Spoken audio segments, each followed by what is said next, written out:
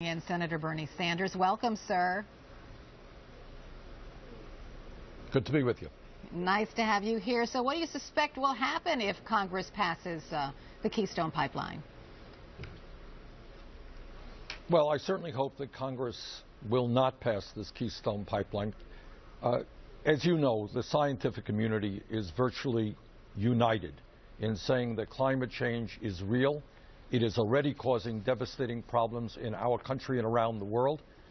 And if we do not transform our energy system away from fossil fuel, Carol, that situation is only going to get worse in terms of floods and drought and extreme weather disturbances. And what the CIA and the Department of Defense are telling us, these cause international security problems because you're going to find people around the world fighting over scarce resources.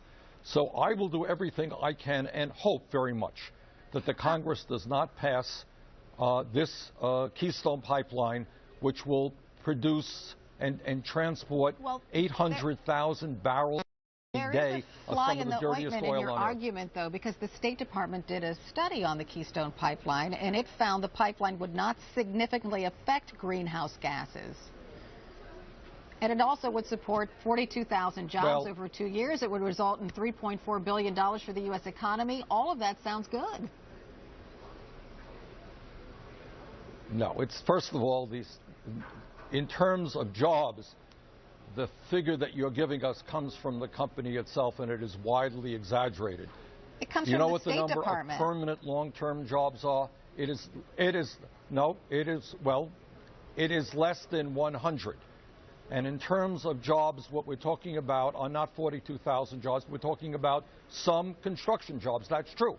But if we're serious about job creation, we should rebuild our crumbling infrastructure, our roads and our bridges and our rail system and our water plants. We can create millions of jobs, not a few thousand temporary jobs.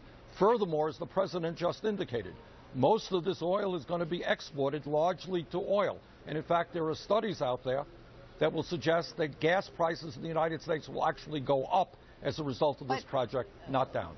But these things that I passed along to you came from a State Department report, which is an unbiased report. So is it wrong?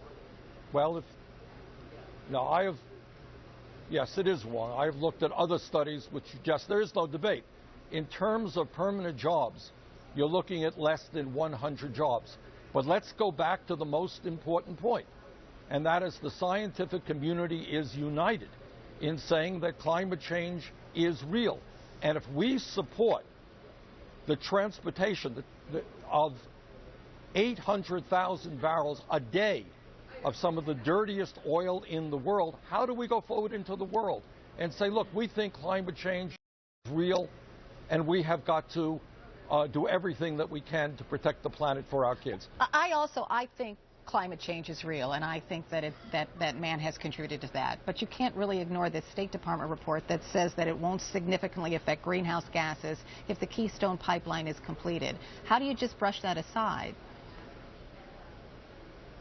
Well, I think what they're saying is, among other things, that if we do not support the pipeline, the project will go forward in Canada, and somehow or another they will be able to transport their oil to Asia. I am not sure that that's accurate. Clearly, the companies in Canada want this pipeline. They're going to make a whole lot of money out of this pipeline. But I think if the United States stands up and says, wait a minute, we want the whole world to move forward in reducing carbon emissions, we are not supporting this project. I'm not quite so confident that that project will go forward. But the United States cannot be an international leader on one of the most serious crises facing this planet if we say, okay, we're supportive of the extraction of 800,000 barrels of the dirtiest oil on Earth every single day.